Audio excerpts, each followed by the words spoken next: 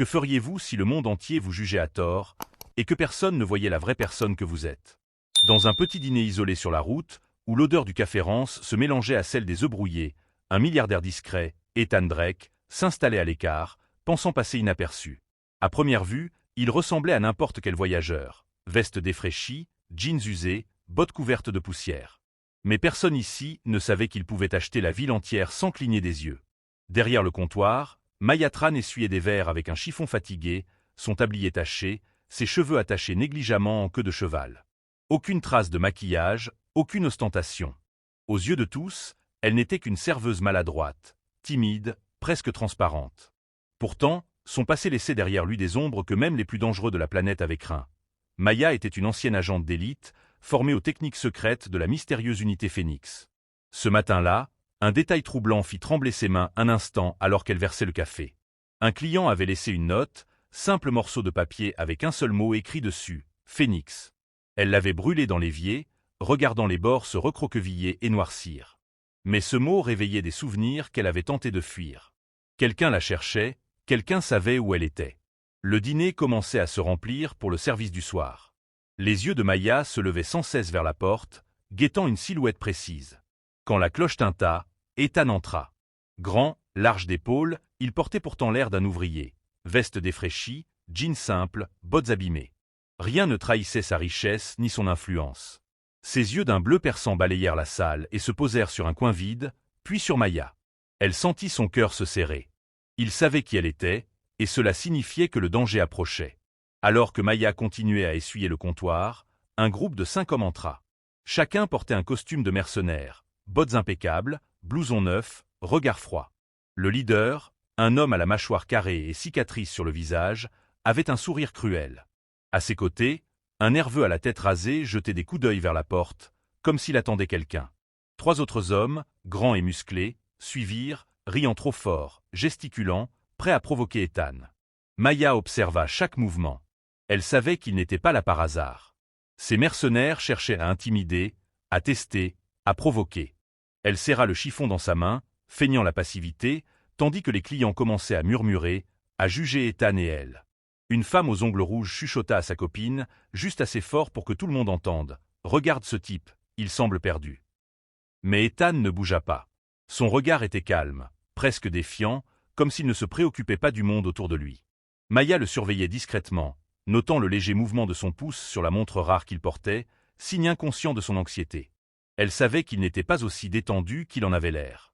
Le premier contact survint lorsqu'un des mercenaires bouscula accidentellement la table d'Ethan. Maya versa un café sur lui, simulant maladresse. Les mercenaires rirent, pensant la provoquer, mais Maya ne laissa rien transparaître. Son visage restait impassible, mais ses doigts crispés trahissaient sa préparation silencieuse. Elle était prête.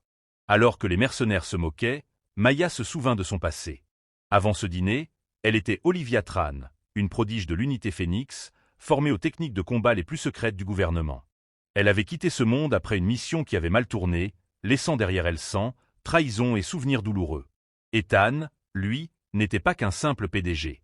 Il avait ses secrets, des ennemis tapis dans l'ombre, et une mission personnelle qui l'avait conduit jusqu'ici. Son regard croisa celui de Maya, et dans ce moment silencieux, une compréhension tacite s'installa. Ils étaient seuls dans le jeu, mais prêts à affronter ce qui venait. Pendant ce temps, les mercenaires se déchaînaient. L'homme à la cicatrice saisit la table, menaçant Ethan, tandis que le nerveux cherchait un objet dans sa veste. Maya observa, analysa chaque geste. Une vieille habitude de son entraînement lui dictait la position à adopter, le mouvement à anticiper. Le dîner vibrait de murmures et d'insultes. Une blonde aux dents blanches se moqua. Elle ne sait même pas servir correctement. Un livreur ajouta avec sarcasme, peut-être qu'elle devrait trouver un vrai travail. Mais Maya restait calme, ses gestes mesurés. Elle savait que chaque seconde comptait. À ce moment, un flashback révéla sa formation. Exercice de précision, combat rapproché, neutralisation silencieuse d'ennemis. Ses mains tremblaient à peine alors qu'elle préparait mentalement ses prochains mouvements. Elle savait qu'elle pouvait neutraliser ses hommes sans qu'aucun client ne soit blessé. Si tout se passait comme prévu. Les mercenaires, eux, ne savaient pas que Maya Tran n'était pas une simple serveuse. Leur plan allait bientôt se heurter à une force qu'ils n'avaient jamais rencontrée.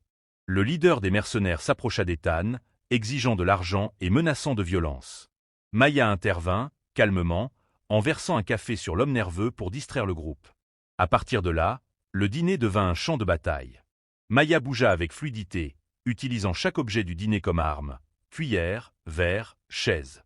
Les clients fuyaient, certains filmaient la scène avec leur téléphone. Ethan resta à l'écart, analysant la situation, prêt à agir si nécessaire. Chaque mercenaire fut neutralisé un par un. Le leader fut projeté au sol grâce à une technique de clé articulaire, le nerveux fut désarmé, les 3 autres tombèrent rapidement sous les mouvements précis de Maya. Le chaos régnait, mais Maya contrôlait la situation avec sang-froid et maîtrise. Pendant le combat, des révélations surgissaient. Certains mercenaires travaillaient pour un rival de Drake, d'autres pour un ennemi personnel de Maya. Le passé des 2 protagonistes se révélait à travers leurs gestes et stratégies. La tension atteignait son paroxysme. Lorsque le dernier mercenaire fut maîtrisé, le dîner tomba dans un silence assourdissant. Les clients étaient choqués, certains applaudissaient timidement, d'autres restaient figés, incapables de croire ce qu'ils venaient de voir. Maya, toujours calme, remit son tablier en place, reprenant son rôle de serveuse. Le silence s'installa enfin dans le dîner. Les mercenaires étaient neutralisés, étalés au sol, incapables de continuer leur menace. Les clients, encore figés par la scène qu'ils venaient de vivre, réalisaient peu à peu qu'ils avaient assisté à quelque chose d'extraordinaire. Maya Tran, toujours calme, se tenait droite derrière le comptoir, son tablier taché mais impeccablement propre dans sa posture, ses yeux alertes, scrutant chaque mouvement de la salle. Ethan Drake se leva lentement, franchit les quelques mètres qui le séparaient de Maya, et dit d'une voix basse mais ferme, « Qui es-tu vraiment » Il y avait dans son regard une reconnaissance muette, la compréhension que cette femme apparemment ordinaire détenait un passé, des compétences, et une force que peu pourraient égaler. Maya ne répondit pas immédiatement. Elle laissa planer le silence, laissant le mystère et la tension s'épaissir. Autour d'eux, les clients reprenaient peu à peu leur souffle. Certains filmaient, d'autres murmuraient entre eux, incapables de croire ce qu'ils venaient de voir. Une adolescente, téléphone en main, chuchota à sa mère, « C'est incroyable, elle est comme dans un film d'action. » Maya se contenta de ramasser un verre tombé, de le replacer sur le comptoir avec un geste précis et mesuré, montrant que la violence était terminée et que la normalité devait reprendre sa place. Dans un coin, Ethan observait la scène.